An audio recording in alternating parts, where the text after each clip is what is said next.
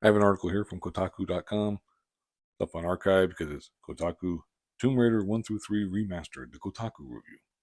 I'll link this in the description box if you want to read it for yourself because it's a very long article, a long review, if you want to call it that. Um, it's, he actually gives some decent information, I suppose.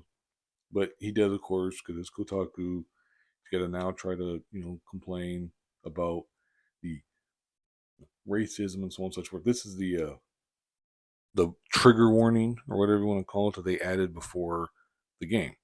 Games in this collection contain offensive depictions of people and cultures rooted in racial and ethnic prejudices. These stereotypes are deeply harmful, inexcusable, and do not align with our values at Crystal Dynamics. Rather than removing this content, we have chosen to present it here in its original form, unaltered, in hopes that we may acknowledge its harmful impact and learn from it. Now, I will say that if I have to choose between this stupid warning here and the game being censored, I would much rather have this warning. It's gonna be a few seconds or whatever. You just get past it, no big deal. But of course, he's got to talk about, and then there is some element of truth here in what he's saying about the developers. It's disingenuous for them to say this kind of stuff. It's an attempt, as he said, seemingly an attempt to gobble down the racist cake without either A, thinking better of it, or B, altering the content to better reflect those claimed values. I think this is better than, like I said, I'd rather they have this warning than censor stuff. But okay. But then he does have to have his little stupid, you know, uh, criticisms or whatever, because he's talking about, although, and let's not mince words here, given Crystal Dynamics spent 2013 through 2018 making some of the most white savior promoting games in modern history.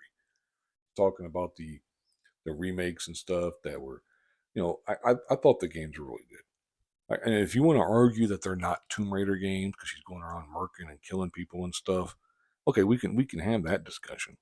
I can absolutely completely understand that. All of a sudden, she's just killing everybody she runs across. But just spare me the whole white savior stuff. I'm so sick and tired of these idiots when they can't think of anything. Anytime a white person is the hero in a movie that's got even a few people of color, as they would say, in it, all of a sudden it's white savior stuff. It's freaking absurd.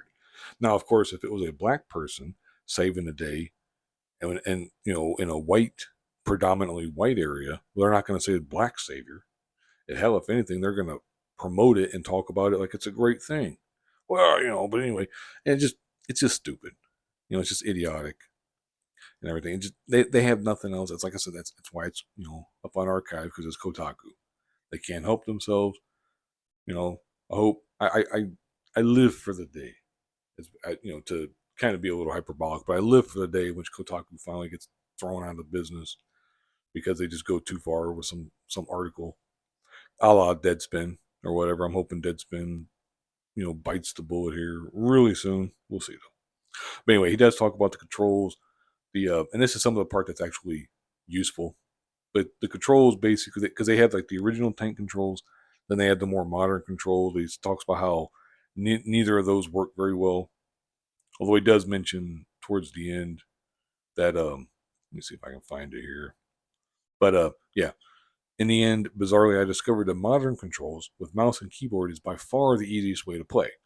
But he said it's still very frustrating and everything. So I mean, if you decide to play the game, or buy like a, you know, I grew up with the Tomb Raider games. I played the first two. Didn't play the third one until later and stuff when I was more, um, I guess, mature in terms of playing 3D games and stuff. Didn't really care much for it. Thinking back, I didn't really care much for the first two in the sense of like they were great at the time, but then as things change and you're like, damn man, how can I play this now? It's probably going to be a similar type thing, and we'll see though. I don't know. But anyway, like I said, I'll link this in the description box. You can read it for yourself. It's a very long.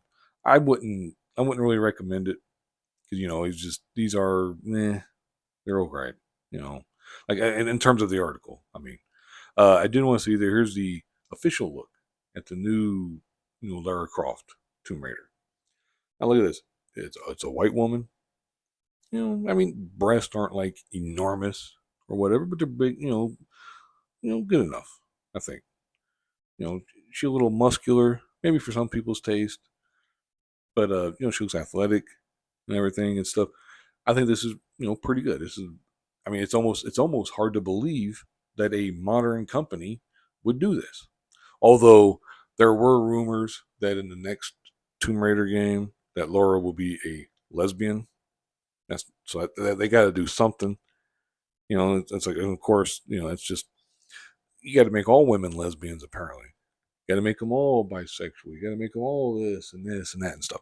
Okay, I mean, whatever. I mean, we'll wait and see. That could end up being nothing because I don't know there was some pushback to the rumor that Lara's a lesbian in the next one. We'll see. I mean, is it a huge deal? Nah, not really. Not unless they make it a huge deal and they try to make the game more about her relationship with whoever it is than about what the actual game should be about, exploring tombs and so on and such forth. But we'll see. That's neither here nor there, I guess. But anyway, like I said, I'll link this stuff in the description box. You can read it for yourself. Thank you very much for watching, and